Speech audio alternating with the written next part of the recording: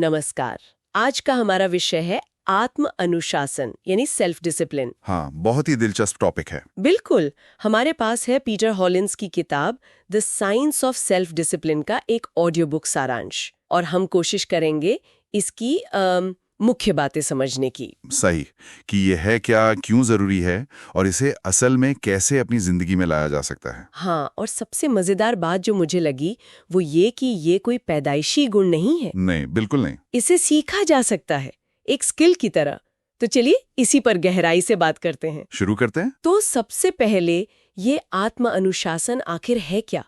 क्या बस नियम मानना, सख्ती बरतना? नहीं, उससे कहीं ज्यादा है। असल में ये अपनी छोटी मोटी इच्छाओं को, मतलब जो अभी तुरंत मजा दे रही हैं, उनको साइड में रखकर अपने बड़े लक्ष्य पर टिके रहना है। अच्छा। एक तरह का बैलेंस है ये। अभी क्या चाहिए और आगे क्या बनना है, इसके बीच में। इसे डिलेड ग्रेटिफिकेशन भी कहते हैं। डिलेड ग्रेटिफिकेशन मतलब बाद में मिलने वाले बड़े इनाम के लिए अभी के छोटे सुख को टाल देना। बिल्कुल। जैसे मान लीजिए अभी आपको एकदम सोफे पर लेटकर टीवी देखने का मन है, पर आपको पता है कि एक्सरसाइज करना सेहत के लिए जरूरी है, तो वो टीवी छोड़कर एक्सरसाइज करना, वो है आत्मानुशासन। ये बात तो समझ आती है, पर इसमें इच्छा शक्ति मतलब विल पावर बहुत लगती है, और वो तो मतलब कभी कभी बिल्कुल खत्म हो जाती है। आपने बिल्कुल सही पॉइंट पकड़ा है। किताब भी यही कहती है, इच्छा शक्ति जो है ना वो लिमिटेड है, एक बैटरी की तरह। बैटरी की तरह? हाँ।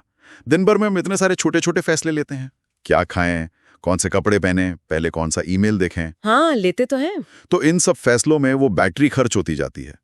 इसे कहते हैं निर्णय थकान या डिसीजन फटीग। अच्छा, डिसीजन फटीग। और नतीजा, जब दिन खत्म होता है और कोई जरूरी या मुश्किल काम करना होता है तो इच्छा शक्ति बचती नहीं। ओह, तो फिर इस निर्णय थकान से कैसे बचें? कम फैसले लें? बिल्कुल, और सबसे अच्छा तरीका है रूटीन बनाना। रूटीन? हाँ, जैसे सुबह उठने का टाइम फिक्स, नाश्ते में क्या खाना है ये तय हो। जब ये चीजें ऑटोमेटिक हो जाती है ना, तो आपकी दिमागी एनर्जी बचती है। सही बात है। किताब में एक और बात कही गई है, ईट द फ्रॉग, मतलब दिन का सबसे मुश्किल, सबसे जरूरी काम शुरुआती निपटा लो, जब आपकी विल पावर सबसे ज्यादा होती है। Eat the frog. हाँ, ये अच्छा है, मुश्किल काम पहले खत्म। एग्जैक्टली। ठीक है, रूटीन बना लिया, मुश्किल काम पहले कर लिया, पर कई बार वो अंदर की आवाज, मैं तो आलसी हूं, मुझसे नहीं होगा, इस सोच का क्या करें? हाँ, ये मानसिकता, ये बहुत बड़ा फैक्टर है।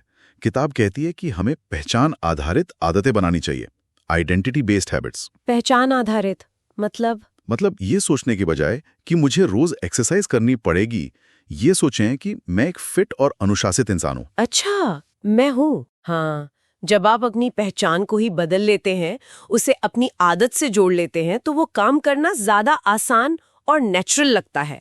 ये बस मोटिवेशन से ज्यादा टिकाऊ है। ये बात तो गहरी है। खुद को रोज याद दिलाना कि मैं कैसा इंसान बनना चाहती हूँ। बिल्कुल, एक छोटा सा एक्शन पॉइंट हो सकता है ये।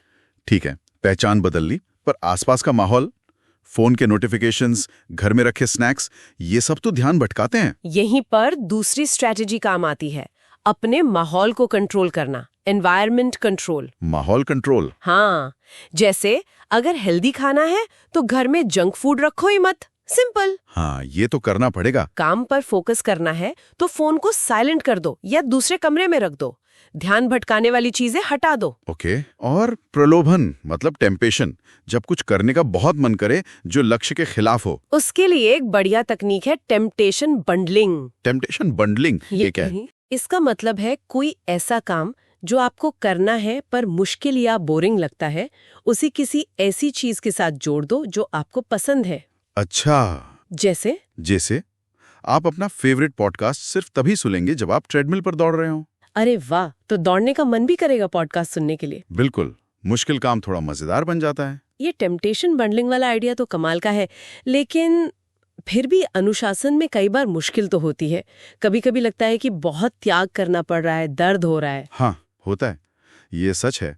किताब भी मानती है कि इस रास्ते में असुविधा, जिसे पेन कहा गया है, वो आती है। लेकिन यहीं पर आपकी मानसिक दृढ़ता मतलब मेंटल टफनेस काम आती है, और सचेतनता यानी माइंडफुलनेस भी। माइंडफुलनेस कैसे मदद करती है इसमें? माइंडफुलनेस आपको सिखाती है कि आप अपनी इच्छाओं को, अपनी उस असुविधा की भावना को बस देखें, बिना उस पर तुरंत रिएक्ट किए। आप समझते हैं कि ये बस एक फीलिंग है, आएगी और चली जाएगी। अच्छा, उसे बस ऑब्जर्व करना है। हाँ, और वो कहावत सुनिए ना, दर्द अस्थाई है, गर्व हमेशा के लिए है। Pain is temporary, pride is forever. ये उसी मेंटल टफनेस की बात है। ये बात याद रखने वाली है। अच्छा, आदतों को बदलने का कोई खास तरीका बताया है किताब में? हाँ, आदत के चक्र यानी हैबिट लूप को समझने पर जोर दिया गया है। Habit loop? इसके 4 हिस्से होते हैं। पहला संकेत, क्यू, जो आदत शुरू करता है, जैसे फोन बजना। दूसरा इच्छा, क्रेविंग, उस आदत से मिलने वाले इनाम की चाहत, जैसे नोटिफिकेशन देखने की इच्छा। ठीक है। तीसरा प्रतिक्रिया, रिस्पॉन्स, वो काम जो आप करते हैं, जैसे फोन उठाना। और चौथा इनाम, रिवॉर्ड, जो इच्छा पूरी करता है, जैसे कुछ नया पता चलना। संकेत, इच्छा, प्रतिक्रिया, इनाम, क्यू, क्रेविंग, रिस्पॉन्स, रिवॉर्ड। बिल्कुल। अगर कोई बुरी आदत छोड़नी है तो या तो संकेत बदल दो या प्रतिक्रिया को मुश्किल बना दो। कैसे? जैसे फोन को नजर से दूर रख दो, संकेत हटा दिया।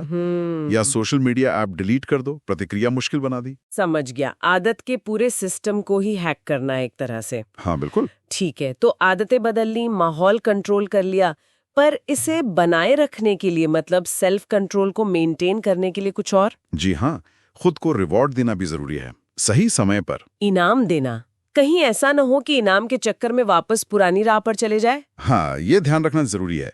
इनाम ऐसा होना चाहिए जो आपके बड़े लक्ष्य के खिलाफ ना जाए। अच्छा, जैसे अगर वजन कम कर रहे हैं हाँ? तो 1 हफ्ता अच्छे से डाइट फॉलो करने पर इनाम में केक खाना ठीक नहीं। हाँ, वो तो गड़बड़ हो जाएगी। इनाम कुछ और हो सकता है, कोई किताब खरीद ली या वीकेंड पर कोई पसंदीदा मूवी देख ली। छोटे छोटे लक्ष्य पूरे करने पर छोटे हेल्दी इनाम दें। इससे बोरियत नहीं होती और आगे बढ़ने का मोटिवेशन मिलता है। सही है।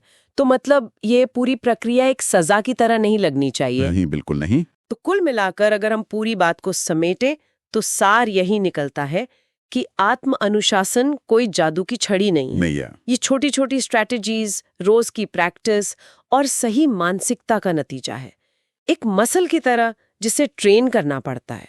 आपने बिल्कुल सही कहा, इसे बनाया जा सकता है, मजबूत किया जा सकता है। और एक बात याद रखनी चाहिए, शायद जिम रोहन ने कहा था, आत्म अनुशासन लक्ष्यों और उपलब्धि के बीच का पुल है। Wow, self discipline is the bridge between goals and accomplishments. हर रोज उठाया गया एक छोटा सा कदम भी आपको मंजिल तक ले जा सकता है।